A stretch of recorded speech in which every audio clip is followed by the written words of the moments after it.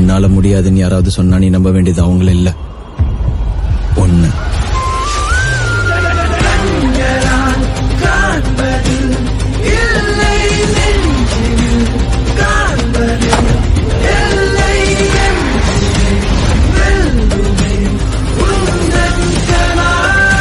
இந்த உலகம் ஜெயிச்சிருவேன்னு சொன்னா கேட்காது, ஆனா ஜெயிச்சவன் சொன்னா கேட்கும்.